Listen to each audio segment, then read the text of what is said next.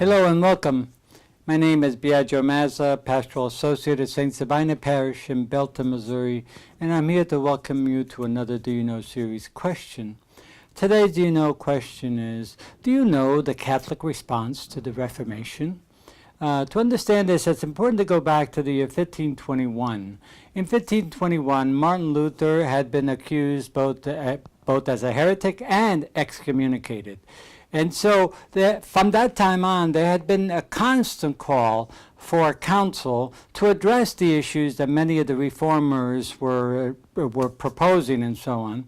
And unfortunately, the papacy was reluctant to call a council for a variety of reasons, primarily conciliarism, the doctrine of conciliarism, which basically said that the Council of Bishops had greater authority than the Pope.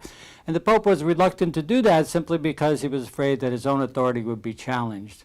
Also, the popes were at that point unwilling, unable to enter into dialogue. They really didn't see the reformers as any big deal, and that something that would finally be quelled and put to rest.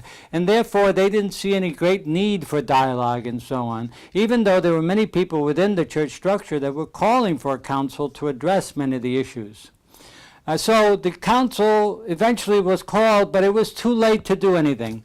The Council of Trent, set in a city in northern Italy, was called in the year 1545. Well, by 1546, Martin Luther was already dead. He had died that year. And so who do you dialogue with, and so on.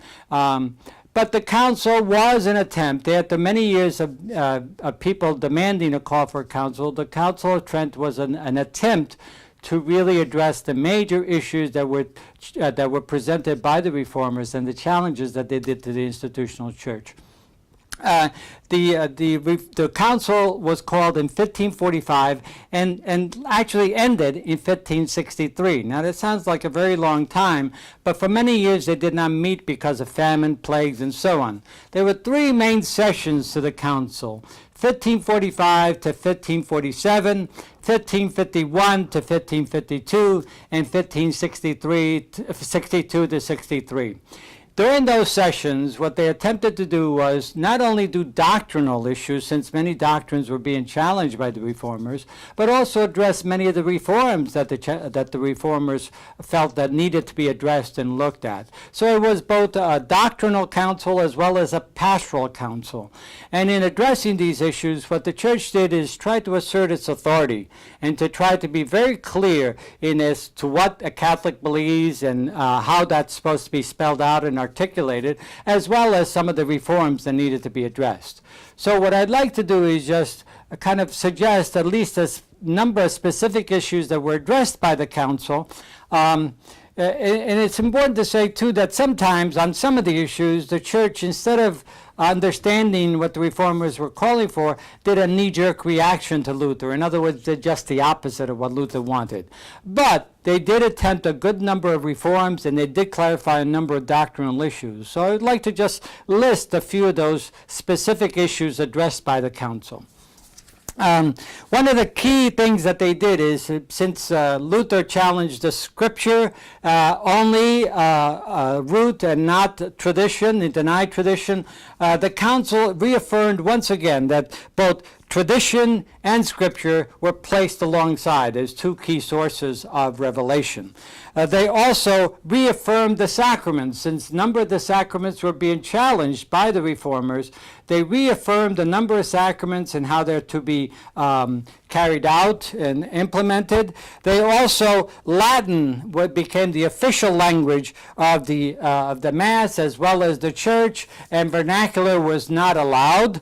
The Missal and the Breviary, the Liturgy of the Hours, were reformed so as to eliminate many of the abuses that existed before and to get everyone on the same page with regards to the celebration of the liturgy.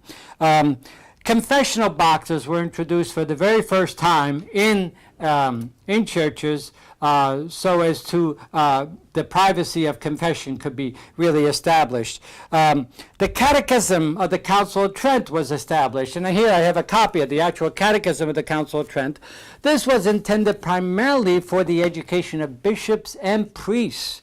It was not intended for lay people yet. It was primarily there was a lack of education and training on the part of bishops and priests. So the catechism was intended primarily for them.